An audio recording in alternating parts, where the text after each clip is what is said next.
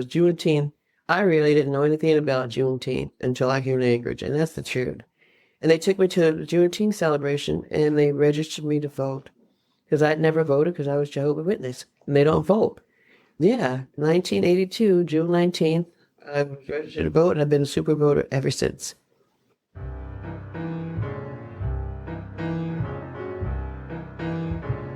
Welcome to the East Anchorage Book Club. I'm your host, Andrew Gray.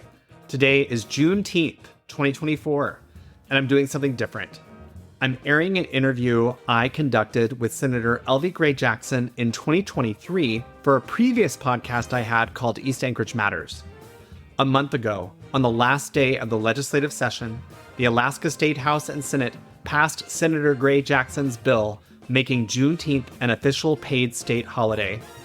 Juneteenth commemorates the ending of slavery in the United States and began in Galveston, Texas, where the freed slaves there didn't learn of their freedom until June 19, 1865, over 2 years after President Abraham Lincoln had signed the Emancipation Proclamation officially freeing them. Juneteenth has been the longest-running African-American holiday, but for many years it was predominantly celebrated only in the South, and many folks didn't know about it. As you heard in the opening, Senator Gray-Jackson arrived in Anchorage, Alaska on June 19, 1982 from New Jersey with little knowledge of what has been called America's Second Independence Day. But now, 42 years later, Elvi Gray-Jackson can celebrate her work making Juneteenth an Alaska state holiday. Senator Elvi Gray-Jackson, welcome to the podcast. Thank you. I'm honored to be here. Thank you so much for asking. And I'm so glad that I was able to set aside some time because, as you know, we're like extremely busy. It is a crazy time. Where were you born? I was born in Newark, New Jersey. And you grew up there? I grew up in Newark, New Jersey. I grew up in the projects, and it was like one of the most wonderful experiences I can remember. It really was. We were poor. My mom was a homemaker. There were 7 of us, and my dad worked 2 jobs to take care of us, and he did such a good job. I didn't know we were poor. I thought everybody paid 10 cents for lunch. So 7 kids, what number were you? Middle. Middle, right in the middle? Middle, yeah. Yeah. And also a little bit about for you, just what your life was like growing up as a child in North New Jersey in the projects. Well, actually, good. My father took care of us. He did a really, really good job. What jobs did he do? He was a janitor and a security guard, and he had a 4th grade education. But you never would have known. He was really smart. My mom had an 8th grade education. They're both gone now, but she was one of the smartest people I know. Yeah, it was great because there were every single nationality you can think of was in the projects. It was a very diverse community, and I'm grateful for that. So North New Jersey, were you near the city? Oh, yeah.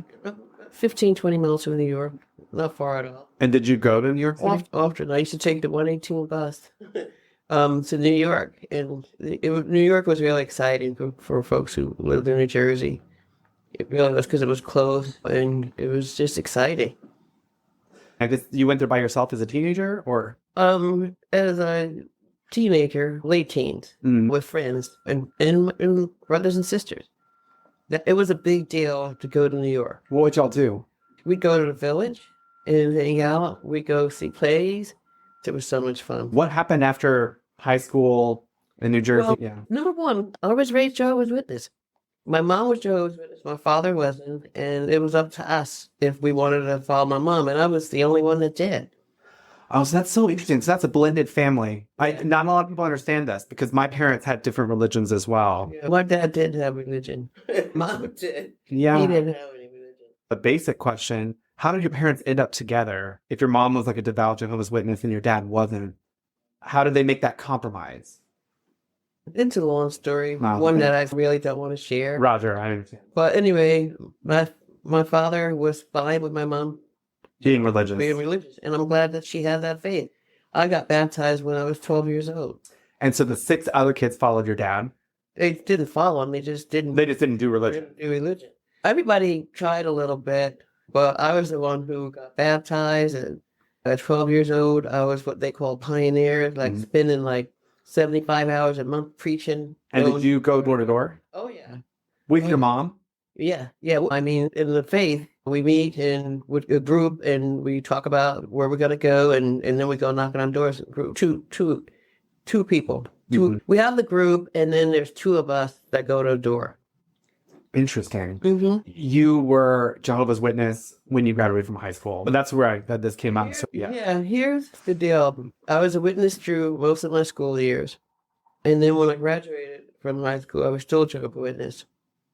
But then eventually I decided that it wasn't for me anymore. And one of the biggest reasons was because I got pregnant at a young age and they disfellowshipped me, which was really hard because in order for me to get back into the church or the kingdom hall or the faith or whatever you want to call it, I had to go to all the meetings, which were 3 a week for a year before I could get reinstated. But nobody could talk to me.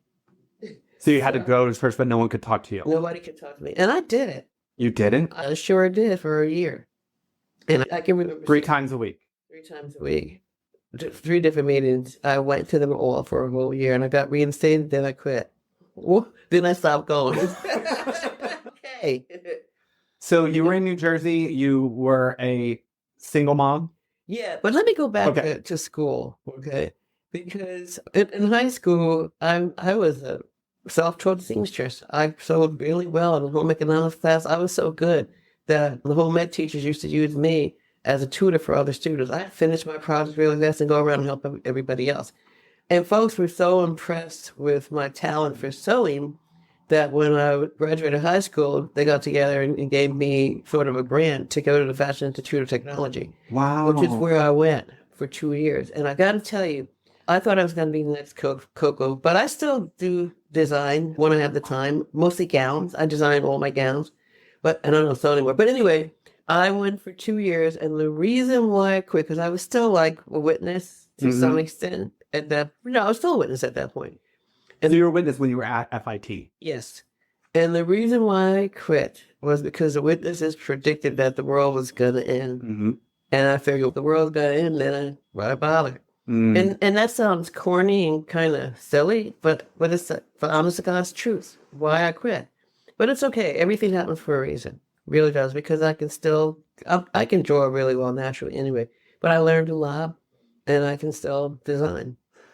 I'm having a celebrity moment here as somebody who watched Project Runway from the very beginning.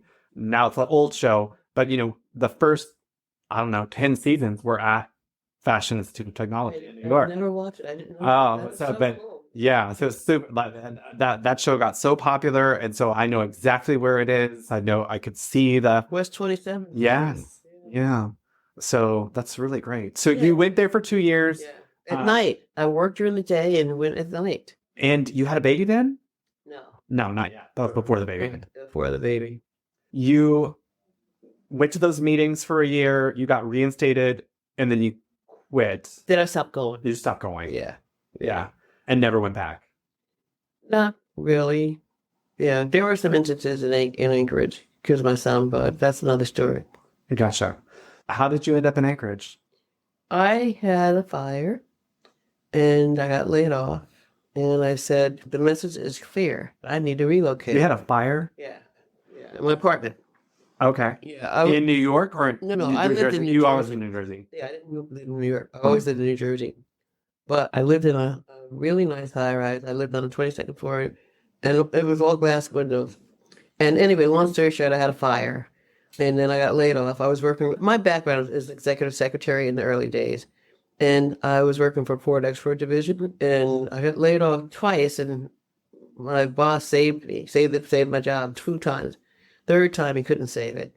So I got laid off, had fire, and I said, okay, the message is clear. I need to relocate. Thought about going to Virginia. But I had friends that moved to Anchorage a year before I did. And they were home visiting, and they said, you should move to Alaska. I'm like, oh, I don't think so. And I thought about it. And I said, okay, because at that point, too, I loved cooking. I used to read cookbooks and taught myself how to cook. And I was a gourmet cook in those early years. And we had really great Italian sausage. And that was one of my favorites, cooking Italian food. But anyway, so I said, okay. All right, Karen, do they have in Alaska good Italian sausage and black hair products? She said, yeah. I said, okay, I'm in. What year was 40, this? 41 years later. 41 years later. Yeah. Juneteenth is my anniversary. Oh, okay. Yeah, and this year it'll be 41 years. 41 years. Yeah, 41. Yeah. So you moved there with your child. Yeah, he was little. He was a toddler. Uh-huh. And I guess, what was your first impression? What was it like when you... I was a bus rider in New Jersey. I didn't own a car. Uh-huh. And I rode the bus here, and that's part of my first impression. Let me go back. Okay. My friends picked me up from the airport. Anchorage. Yeah, Anchorage. It was June. They got me an apartment ahead of time. So I was Juneteenth. settled. Yeah, it was Juneteenth. I really didn't know anything about Juneteenth until I came to Anchorage, and that's the truth. And they took me to the Juneteenth celebration, and they registered me to vote. Because I'd never voted because I was Jehovah's Witness, and they don't vote. Yeah, 1982, June 19th, I was registered to vote, and I've been a super voter ever since. Wow. Yeah. I didn't realize... I don't know a lot about Jehovah's Witnesses. I know that they don't do birthday presents. That was They don't celebrate any what they call pagan holidays. Mm-hmm. No holidays, no birthdays, no nothing. Mm-hmm. But that's how. But they don't vote. They don't vote either. They don't get involved in politics, and voting is part of it for them. Interesting. You got registered to vote and became a super voter. And how did you get established? My first job, I worked for what's now known as Access Alaska, but it was called Independent Quality of Living Center, and I was executive secretary to the ED. That was my first job. And then in May 2nd, 1983, I started my job with the municipality of Anchorage. I was the transit director's executive secretary. And then in 1988, when Fink was mayor, there were massive budget cuts. And the director, I had the top administrative job in the transit department. And my director decided he wanted to make a statement or whatever the heck he was doing, and he cut my position in half. Me, single parent, he cuts my position in half. I was really pissed and angry. And I let him know how pissed and angry I was. I went into his office, and I faced the window, and I said, you know what? I told him how I felt. And then I came back out of his office, and I had more to say, so I went back into his office and faced the window. And finished telling him how I felt about cutting my position in half, me, a single parent. But I'm a firm believer that everything happens for a reason, and it does. Because shortly after that, the Assembly established a budget office, and they needed an admin, and I got hired by Joe Griffin. And after that, before I started my new job, I went back into Tom Burkham, the former transit director, to his office, and I gave him a hug, and I said, thanks for cutting my position in half. Because you got a better job with the Assembly. I got a better job. And it was the beginning of my journey. Mm-hmm. It really was. And I worked for the Assembly for 18 years in different positions. I worked my way up from admin to budget analyst to senior budget analyst. Ultimately, I was the director of their budget and legislative services office. Yeah, in 2005, and you can Google it. There are a lot of people who know the story. You may or may not know. But former Senator Anna McKinnon, also known as Anna Fairclough, she was the chair of the Anchorage Assembly, and Dan Coffey was the vice chair, and Mark Begich was the mayor, and we had been friends forever. When he ran for Assembly the first time, I catered his kickoff fundraiser, and I was in his TV ad. We were friends. But anyway, they decided, because there were budget cuts, that they were going to publicly, in a work session, they got rid of the budget office, they got rid of me, they got rid of Mike, my utility budget analyst, and Joy was saved. But they thought they could fire me and nobody would care. It was in the media for 3 weeks. And then it came back after I was told by an Assembly member in confidence that Dan Coffey referred to me as an uppity in. And then the whole story came back. Mm-hmm. And it's funny, when he was on TV, he reminded me of President Clinton, saying, I did not call that woman the uppity. Oh. Okay, whatever.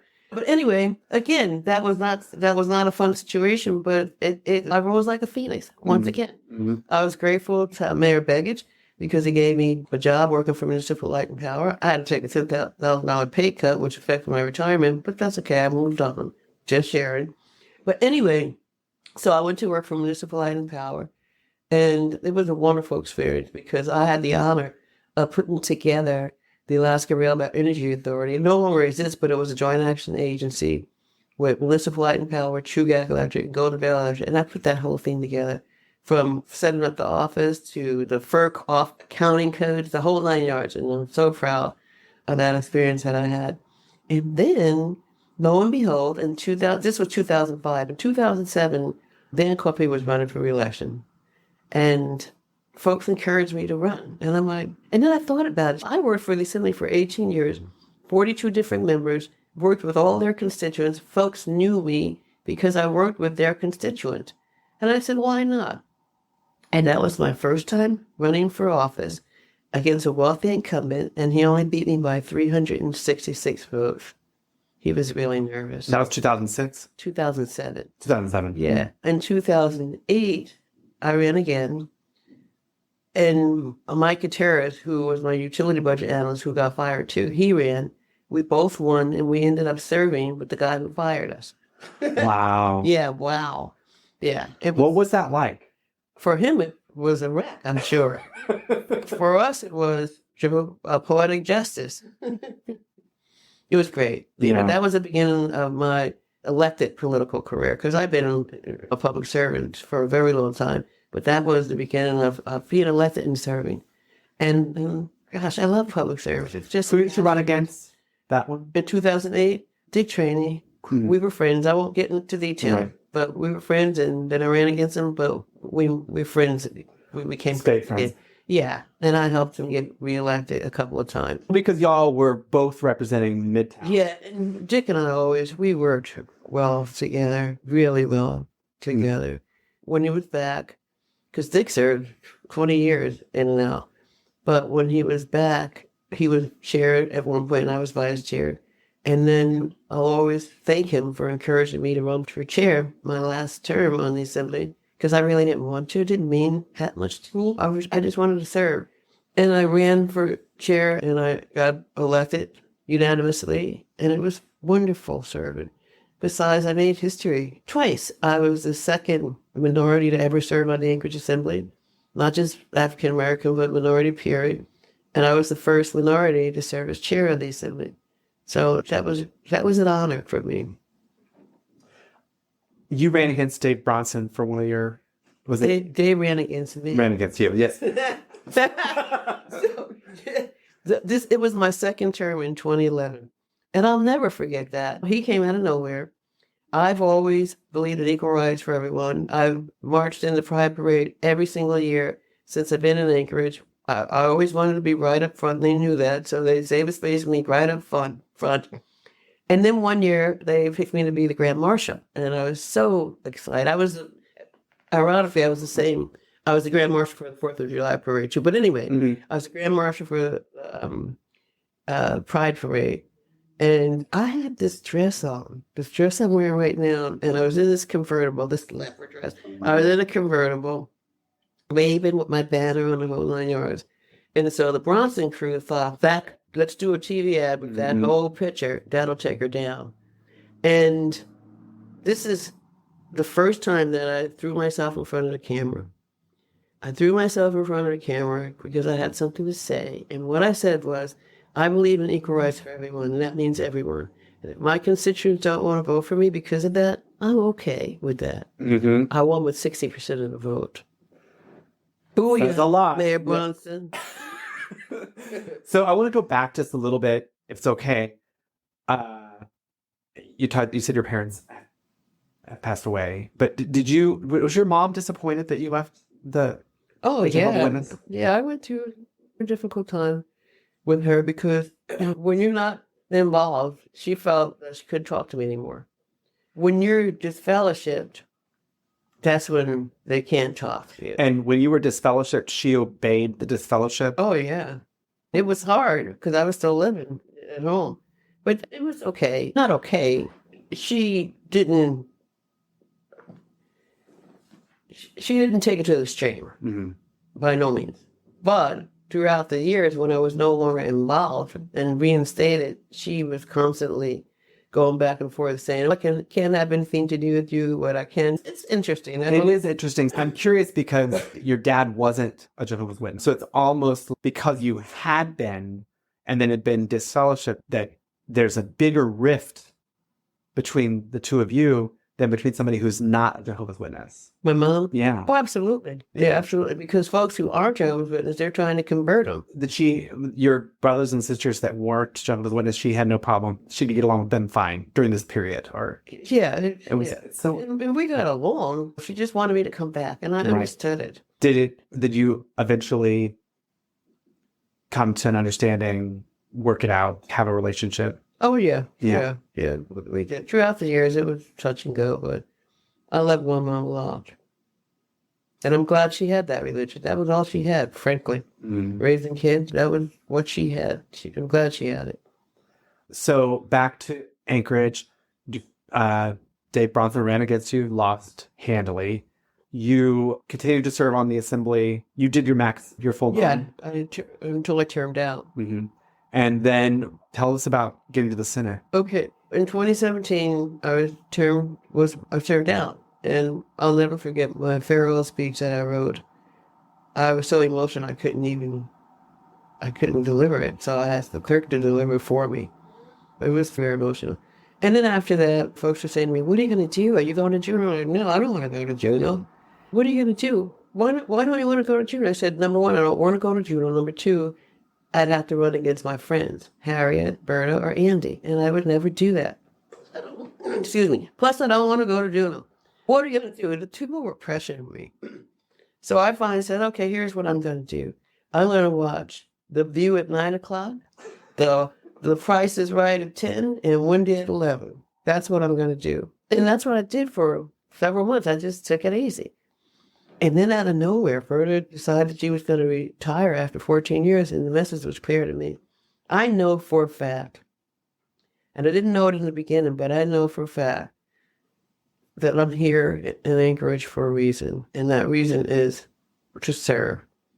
I know that. I have a lot of faith in God. I'm not religious by no means anymore, but I know that I was sent to Anchorage to do public service.